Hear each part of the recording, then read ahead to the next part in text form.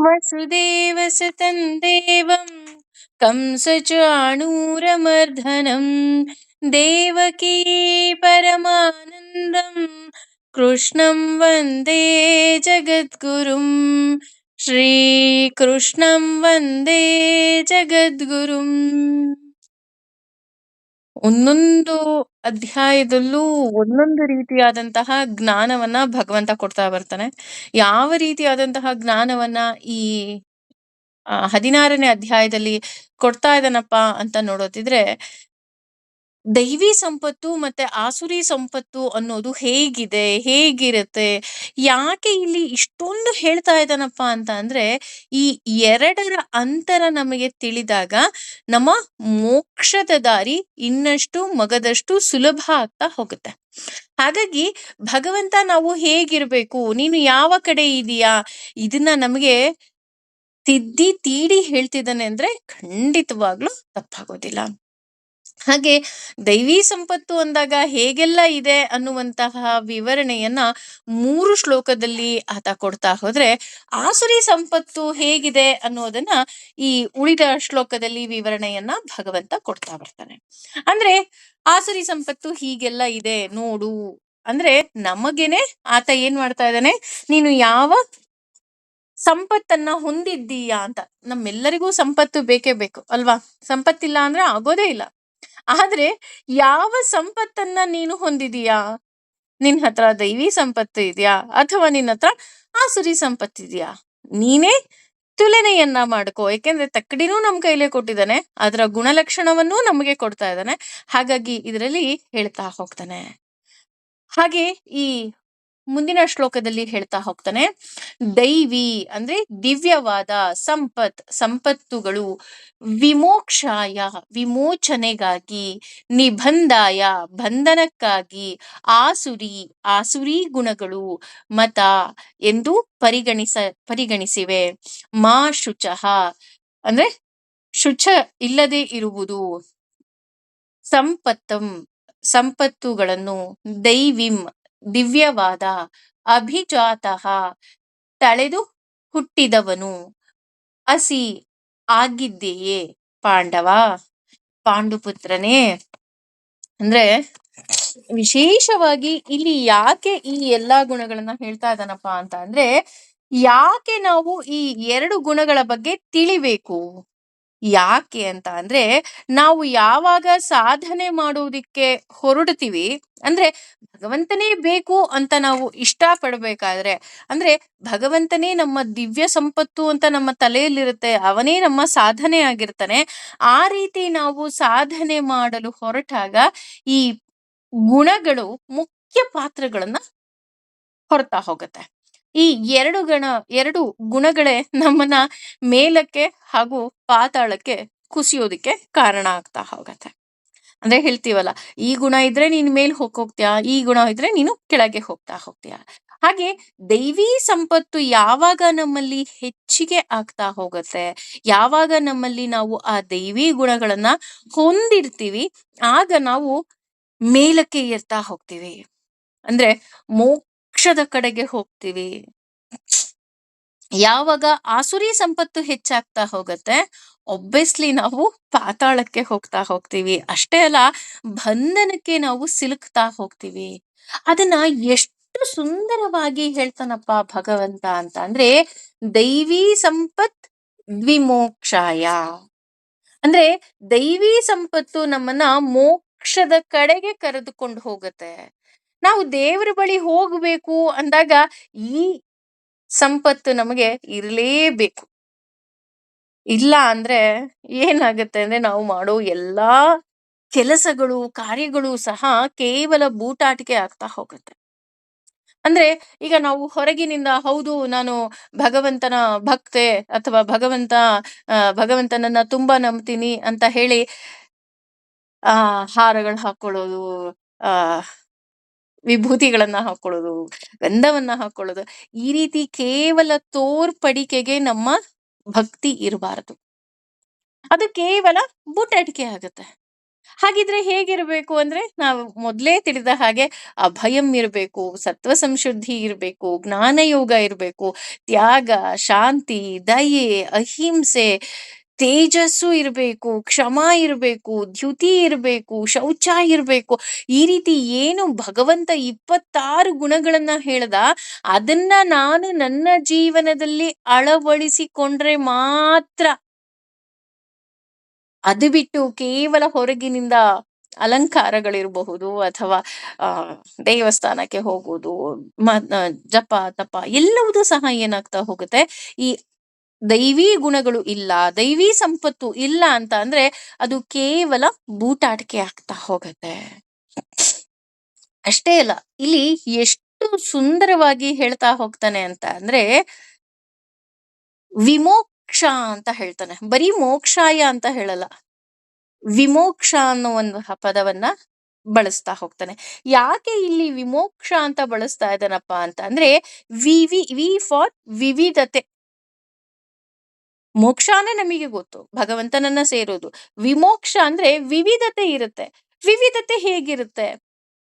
ಉದಾಹರಣೆ, ಸಪೋಸ್ ನಾನು ಅನ್ನೋದು ನನ್ನಲ್ಲೂ ಹೋಗಿ, ಅಂದ್ರೆ ನಮ್ಮೆಲ್ಲರಲ್ಲೂ ಹೋಗಿ ನಾವು ಭಗವಂತನನ್ನ ಆರಾಧನೆ ಮಾಡಿ ನಮಗೂ ಮೋಕ್ಷ ಸಿಕ್ತು ಅಂತಾನೆ ಅನ್ಕೊಳ್ಳೋಣ. ಆದ್ರೆ ನಮಗೂ ಹನುಮಂತನಿಗೂ ಎಷ್ಟು ವ್ಯತ್ಯಾಸ ಇರುತ್ತೆ ಅಲ್ವಾ?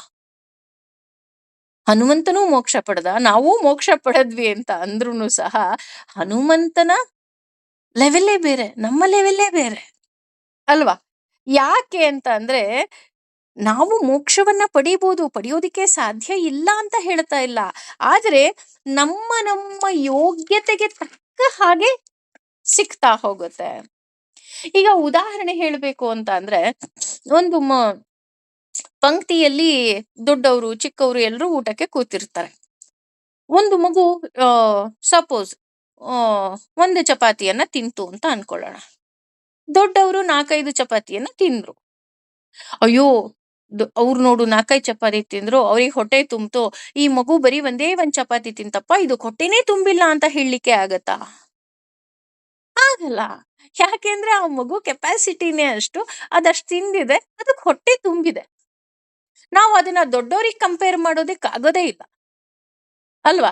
ಅಥವಾ ಅಯ್ಯೋ ಅವ್ರು ಪಂಕ್ತಿ ಭೇದ ಮಾಡ್ಬಿಟ್ರಪ್ಪ, ಮಗುಗೆ ಬರೀ ಒಂದೇ ಒಂದ್ ಚಪಾತಿ ಕೊಟ್ಬಿಟ್ರು, ದೊಡ್ಡವ್ರಿಗೆ ನೋಡು 4-5 ಚಪಾತಿ ಹಾಕ್ಬಿಟ್ರು, ಹಾಗೂ ಆಗೋದಿಲ್ಲ. ಯಾಕೆ ಆಗಲ್ಲ ಅಂತ ಅಂದ್ರೆ ಅವರವರ ವಯಸ್ಸಿಗೆ, ಅವರವರ ಜ್ಞಾನಕ್ಕೆ. ಅದೇ ರೀತಿ ಇಲ್ಲಿ ಖುಷಿಯಲ್ಲೂ ಸಹ ವ್ಯತ್ಯಾಸ ಬರ್ತಾ ಹೋಗುತ್ತೆ.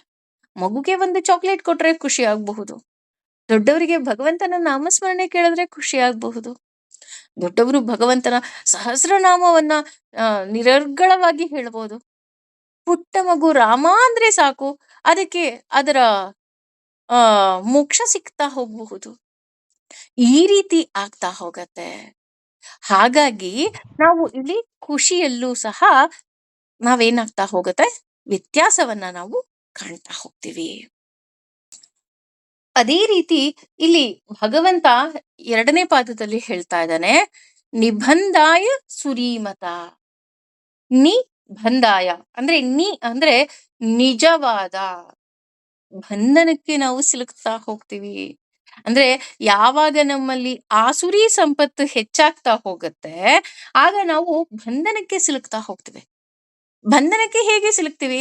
ಮತ್ತೆ ಮತ್ತೆ ಹುಟ್ಟುತ್ತಾ ಇರ್ತೀವಿ, ಮತ್ತೆ ಮತ್ತೆ ನಮಗೆ ಅದೇ ನೋವು, ಅದೇ ದುಃಖ ಅಲ್ವಾ?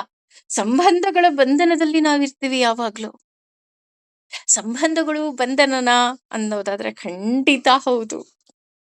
ನಮ್ಗೆ ಈ ಸಂಬಂಧಗಳ ಬಂಧನ ಬೇಡ ಅಂತ ನಾವೇನಾದ್ರೂ ಅನ್ಕೊಳ್ತಾ ಇದ್ದೀವಿ ಅಂತ ಅಂದ್ರೆ ನಾವೇನ್ ಮಾಡ್ಬೇಕು ಅಂತ ಅಂದ್ರೆ, ಭಗವಂತ ನೀನೇ ಬೇಕು.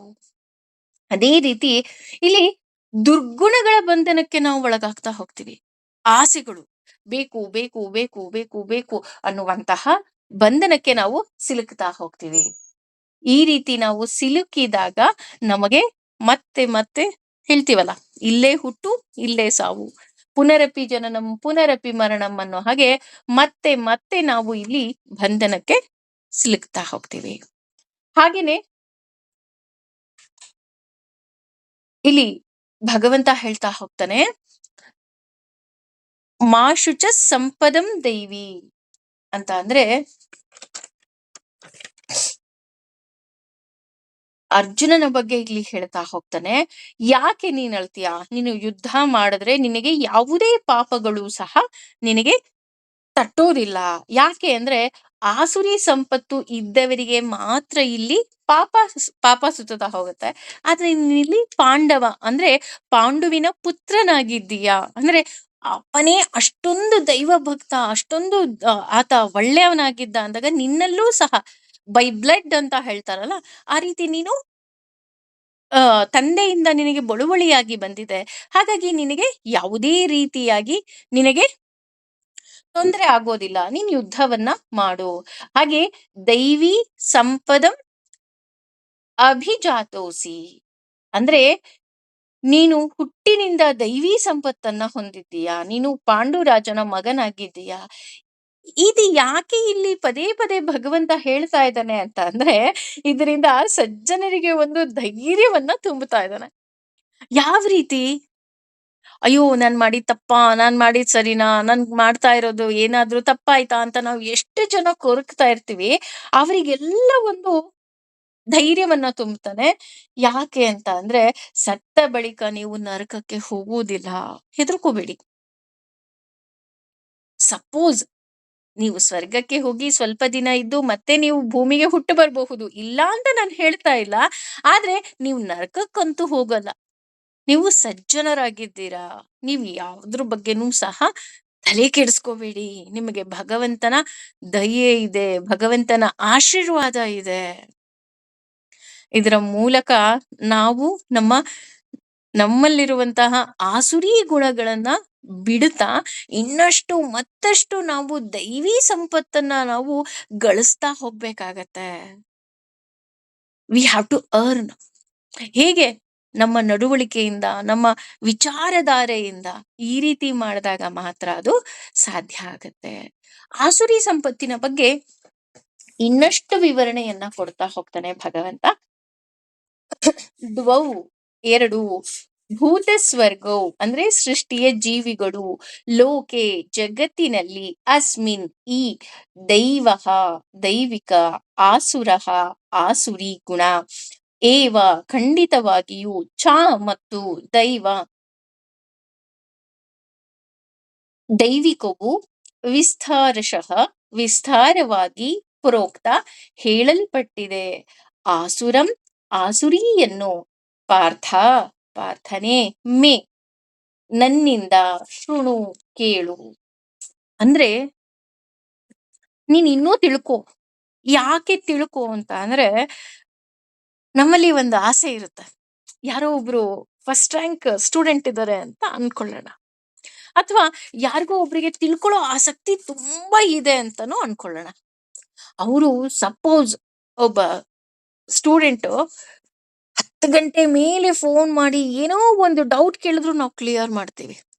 ಅಥವಾ ಏನೋ ನಮಗೇನೋ ಒಂದು ಥಾಟ್ ಬರುತ್ತೆ, ಅಥವಾ ಏನೋ ಒಂದು ನಮ್ಗೇನೋ ಒಂದು ಐಡಿಯಾ ಬರುತ್ತೆ, ತಕ್ಷಣ ನಾವು ಆತನಿಗೂ ಸಹ ಮತ್ತೆ ಹೇಳ್ತೀವಿ, ನೋಡು ಈ ತರ ಬಂದ್ರೆ ಈ ತರ ಮಾಡು, ಈ ತರ ಇದ್ರೆ ಹೀಗ್ ಮಾಡು. ಯಾಕೆ ಹೇಳ್ತಾರೆ?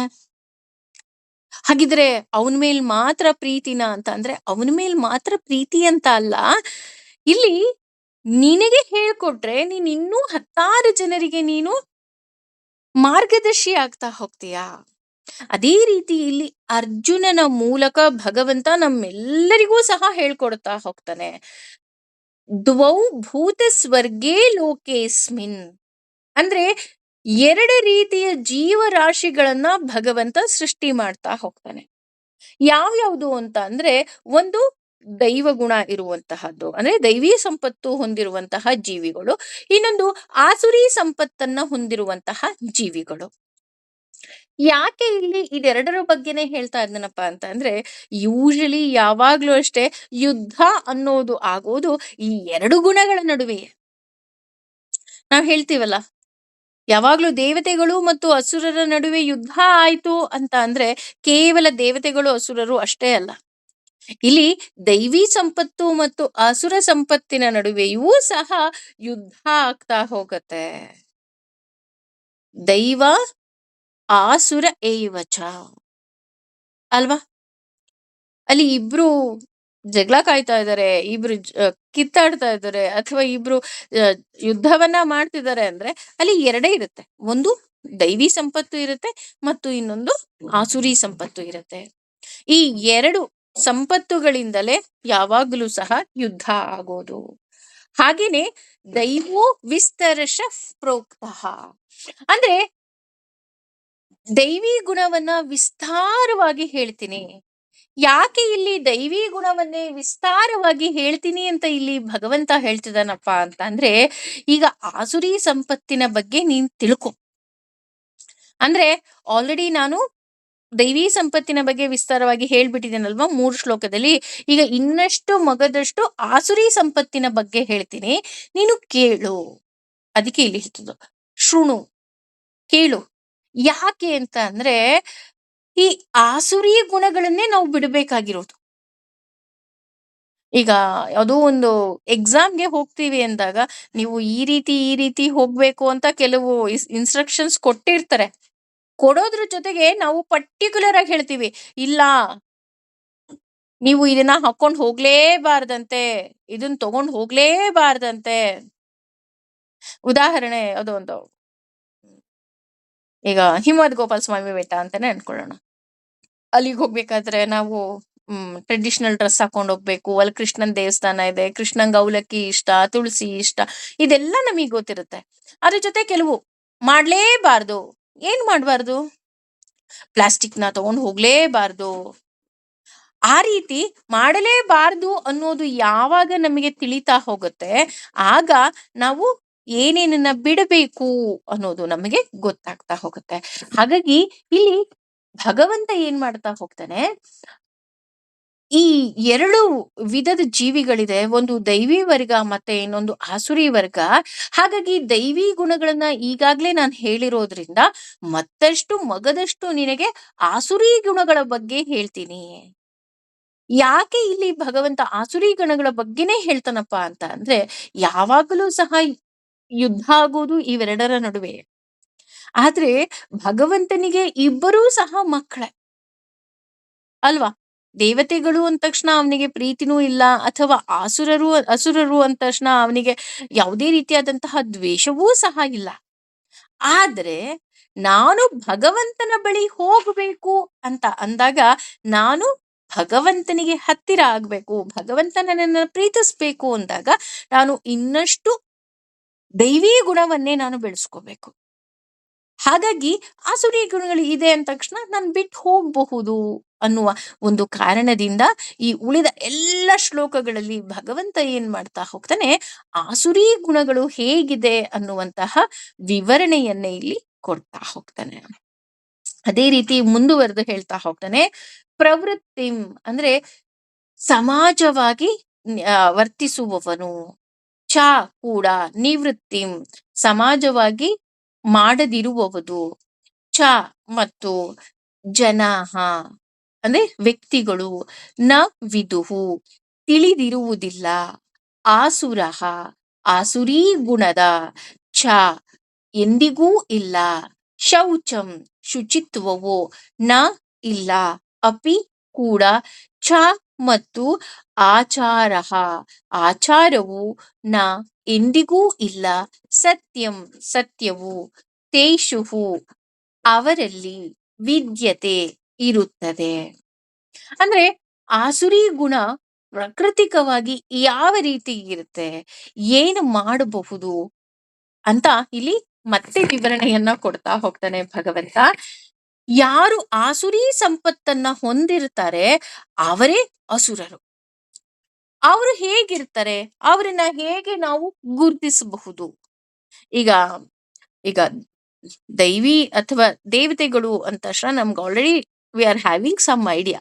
ಆದ್ರೆ ಆಸುರರು ಹೇಗಿರ್ತಾರೆ, ಅವರಲ್ಲಿ ಯಾವ ಯಾವ ಗುಣಗಳಿರುತ್ತೆ, ಅವ್ರನ್ನ ಹೇಗೆ ಗುರುತಿಸ್ಬೋದು ಅನ್ನೋದಕ್ಕೆ ಹೇಳ್ತಾ ಹೋಗ್ತಾರೆ.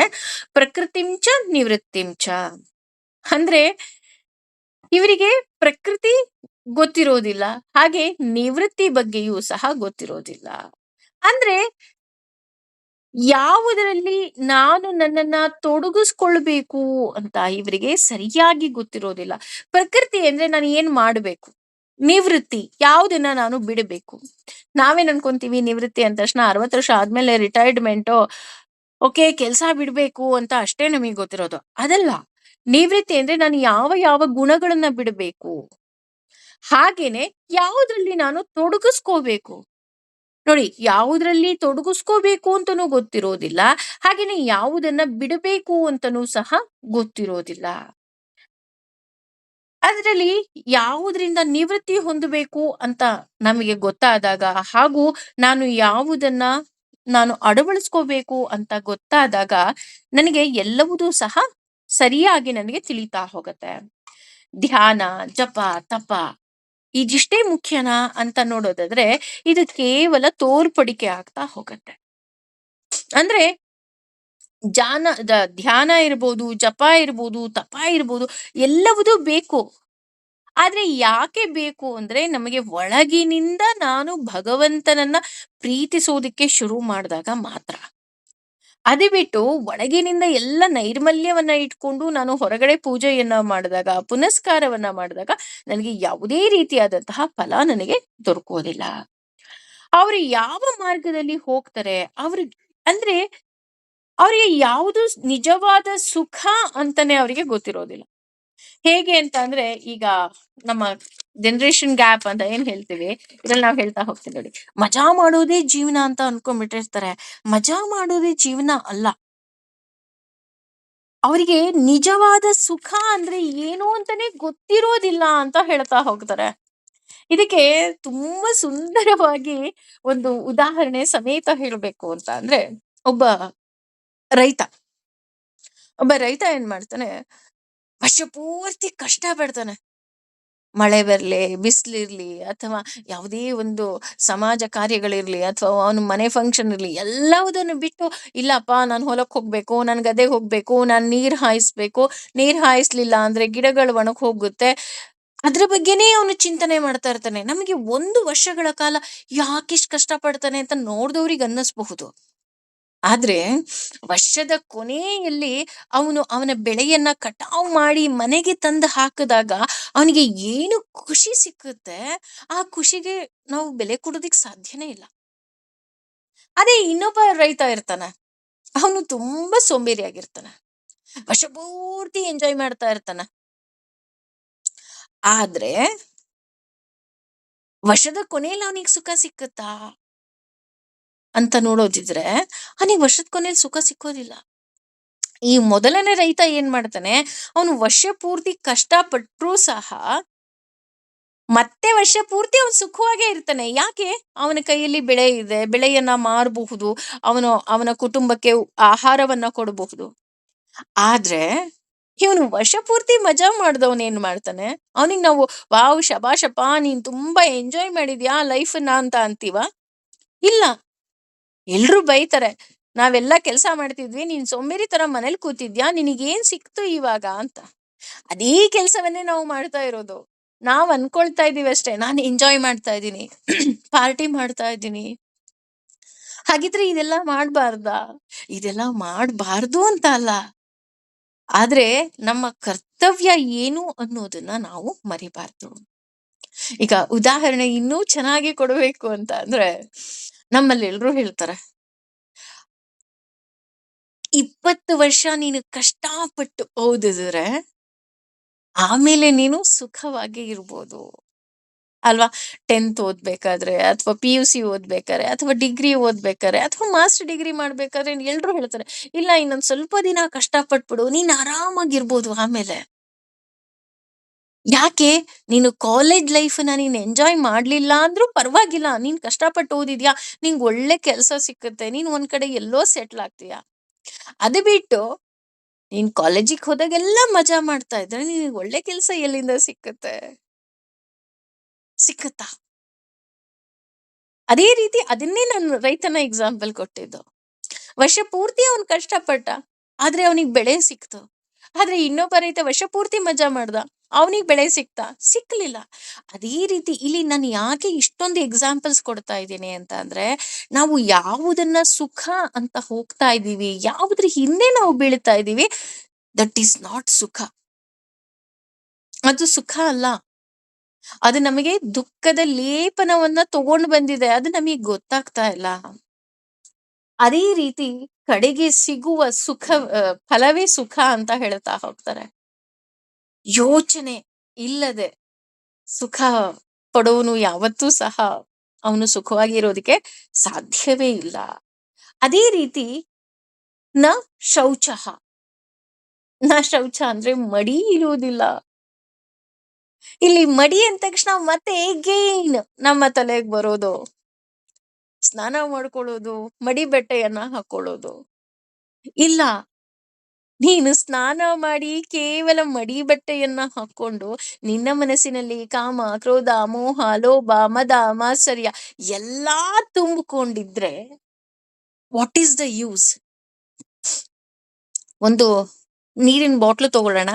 ನೀರಿನ ಬಾಟ್ಲು ಓಪನ್ ಮಾಡ್ಬಿಟ್ಟು ಅದಕ್ಕೆ 1 ಸ್ಪೂನ್ ಮಣ್ಣು, 1 ಸ್ಪೂನ್ ಕೆಸರು, 1 ಸ್ಪೂನ್ ಸಗಣಿ ಎಲ್ಲ ಹಾಕಿ ಅರ್ಧ ಬಾಟ್ಲು ನೀರ್ ತುಂಬಿಟ್ಟು ಕ್ಯಾಪ್ ಹಾಕ್ಬಿಟ್ಟು ಚೆನ್ನಾಗಿ ಶೇಕ್ ಮಾಡ್ಬಿಡೋಣ. ಶೇಕ್ ಮಾಡಿದ್ರೆ ಅಲ್ಲಿ ಏನಾಗುತ್ತೆ ನಮಗ್ ಗೊತ್ತು, ಒಳಗಡೆ ಕೊಚ್ಚೆ ಇದೆ ಅಂತ, ಅಲ್ವಾ? ಆ ಬಾಟ್ಲನ್ನ ನಾನು ತಗೊಂಡ್ ಹೋಗಿ ನದಿನಲ್ಲಿ ದಿನಾ ಸ್ನಾನ ಮಾಡಿಸ್ತೀನಪ್ಪ ಅಂದ್ರೆ ದಿನಾ 3 ಏನಂತಾರೆ ಮುಳುಗ್ ಹಾಕೋದು. ದಿನಾ 3 ಸಲ ಮುಳುಗ್ ಹಾಕಿದ್ರೆ ಅದೇನಾದ್ರೂ ಶುದ್ಧ ಆಗತ್ತಾ? ಅಥವಾ ದಿನ ಅದಕ್ಕೆ ನಾನು ಸೋಪ್ ಹಾಕಿ ಮೇಲ್ಗಡೆಯಿಂದ ಸ್ನಾನ ಮಾಡಿಸ್ತಾ ಇದ್ರೆ ಅದು ಕ್ಲೀನ್ ಆಗತ್ತಾ? ಆಟೋಮೆಟಿಕಲಿ ನೀವೇ ಹೇಳ್ತೀರಾ, ಇಲ್ಲ ಮ್ಯಾಮ್ ಅದು ಎಲ್ಲಿಂದ ಕ್ಲೀನ್ ಆಗತ್ತೆ? ಕ್ಲೀನ್ ಆಗ್ಬೇಕಾಗಿರೋದಾದ್ರು ಒಳಗಡೆಯಿಂದ. ಯಾಕೆ ಅಂದ್ರೆ ಬಾಟ್ಲು ಮೇಲ್ ಕ್ಲೀನ್ ಆಗೇ ಇದೆ, ಬಾಟ್ಲು ಒಳಗಡೆ ಕೊಳೆ ಇದೆ. ನಿಮ್ಗೆ ಅಷ್ಟು ಗೊತ್ತಿಲ್ವಾ? ಸೇಮ್ ಲೈಕ್ ದಟ್ ನಮ್ಮ ಬಗ್ಗೆ, ನಮ್ಮ ಮನಸ್ಸಿನಲ್ಲಿ ಕಾಮ, ಕ್ರೋಧ, ಮದ, ಮಾತ್ಸರ್ಯ, ಲೋಭ ಈ ಅರಿಷಡ್ ವರ್ಗಗಳನ್ನ ತುಂಬಿಕೊಂಡು ಮೇಲ್ಗಡೆ ಚಂದ ಸ್ನಾನ ಮಾಡಿ ವಿಭೂತಿ ಹಾಕೊಂಡು ಗಂಧ ಹಾಕೊಂಡು ದಿನಾ ದೇವಸ್ಥಾನಕ್ಕೆ ಹೋಗ್ತಾ ದಿನಾ ಹೋಮ ಹವನವನ್ನ ಮಾಡ್ತಾ ದಿನಾ ಬಾಯಲ್ಲಿ ಪಾರಾಯಣ ಮಾಡಿದ್ರೆ ಏನಾದ್ರೂ ಸುಖ ಇದೆಯಾ? ಏನಾದ್ರೂ ಫಲ ಬರತ್ತಾ ಅಂತ ನೋಡಿದ್ರೆ ಖಂಡಿತ ಬರೋದಿಲ್ಲ.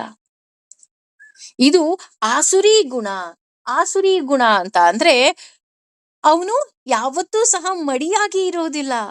ಮಡಿ ಅಂದ್ರೆ ಅವ್ನು ಸ್ನಾನ ಮಾಡೋದಿಲ್ಲ ಅಂತ ಅಲ್ಲ, ಅವನ ಮನಸ್ಸು ಶುದ್ಧವಾಗೇ ಇಲ್ಲ. ಅವನ ಮನಸ್ಸು ಶುದ್ಧ ಆಗಿಲ್ಲ ಅಂತ ಹೇಳಿದಾಗ ಅವನ ಬಾಯಿಯಲ್ಲಿ ಶುದ್ಧವಾಗಿರೋ ಮಾತು ಬರೋದಿಕ್ಕೆ ಸಾಧ್ಯ ಇಲ್ಲ.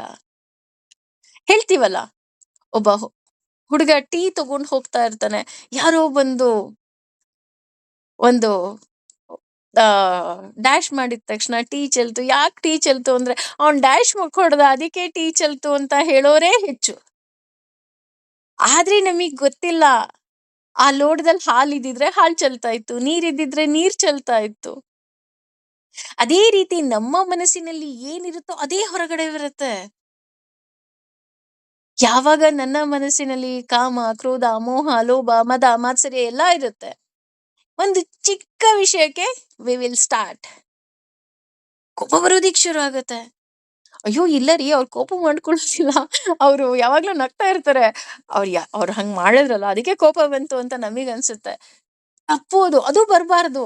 ಯಾಕೆಂದ್ರೆ ನನ್ ಮನ್ಸಲ್ಲಿ ಕೋಪ ಇದೆ ಅದಕ್ಕೆ ಹೊರಗಡೆ ಕೋಪ ಬಂತು. ಅದೇ ರೀತಿ ಇಲ್ಲಿ ಶೌಚಂ ಅಂತ ಅಂದ್ರೆ ಮಡಿ ಇರೋದಿಲ್ಲ ಅವರು. ನಾವು ಮಡಿ ಅಂದ ತಕ್ಷಣ ನಾನು ಆಗ್ಲೇ ಹೇಳದ್ನಲ್ಲ, ಕೇವಲ ಹೊರಗಿನ ಮಡಿಯನ್ನ ನಾವು ಲೆಕ್ಕ ಹಾಕ್ತೀವಿ. ಇಲ್ಲ, ನಾಪಿ ಚಾಚಾರಹ,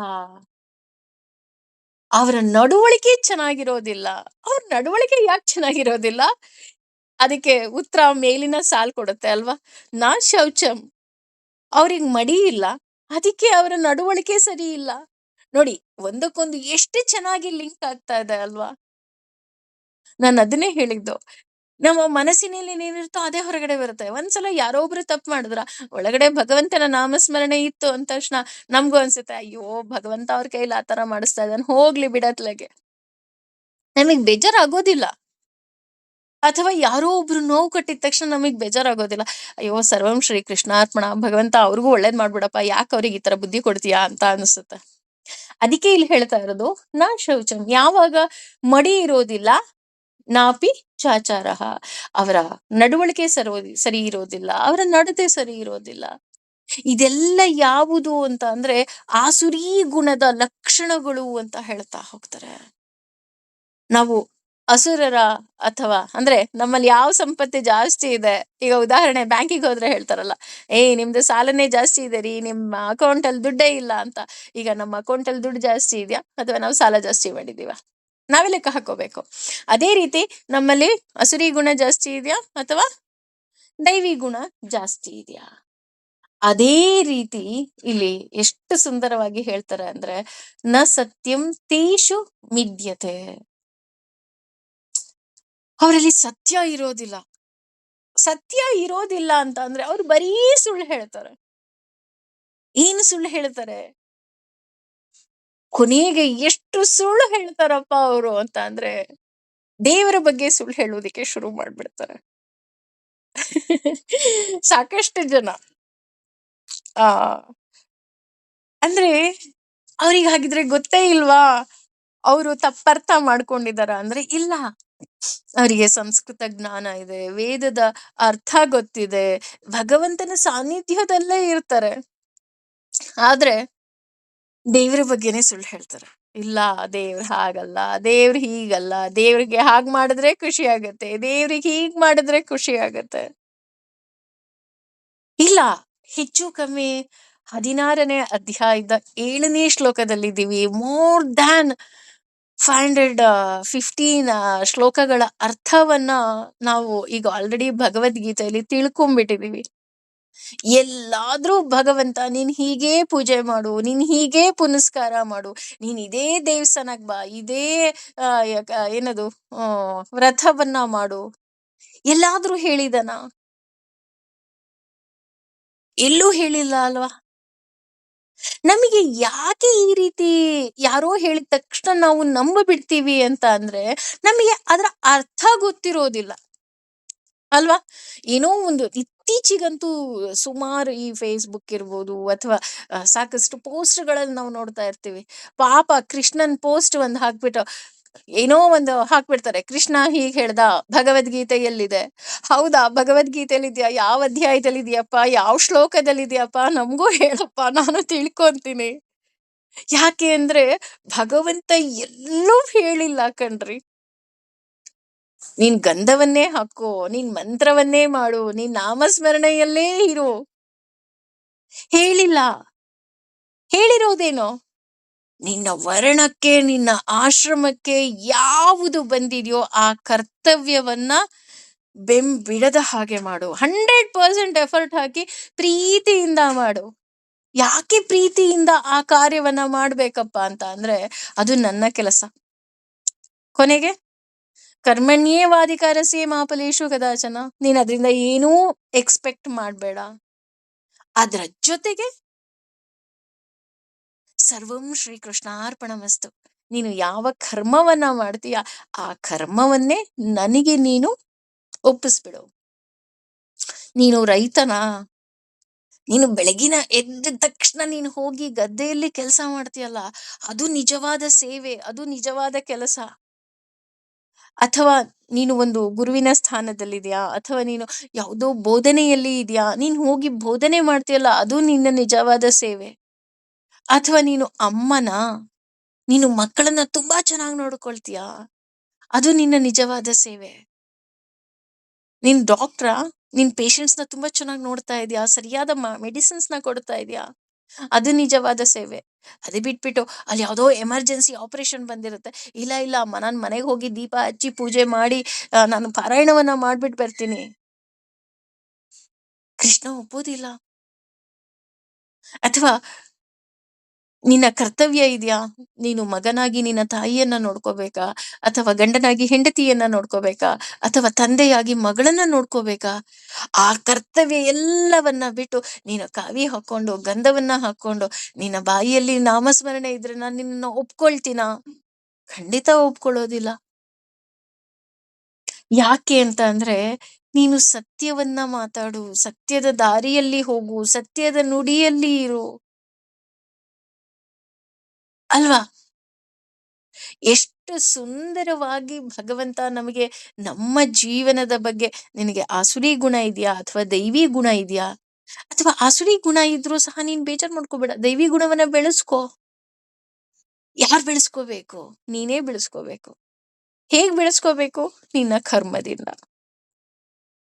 ನೋಡಿ, ಹಾಗಿರುವಾಗ ನಮ್ಮ ಕೈಯಲ್ಲಿ ನಮ್ಗೆ ಎಷ್ಟು ಧರ್ಮ ಕಾರ್ಯವನ್ನ ಮಾಡೋದಿಕ್ಕೆ ಸಾಧ್ಯವೋ ಅಷ್ಟೂ ಸಹ ಧರ್ಮ ಕಾರ್ಯವನ್ನ ಮಾಡಬೇಕೇ ವಿನಃ ನಮ್ಮ ಕರ್ಮದಿಂದ, ನಮ್ಮ ಕಾರ್ಯಗಳಿಂದ ನಾವೆಂದೂ ಸಹ ವಿಮುಖರಾಗಬಾರದು.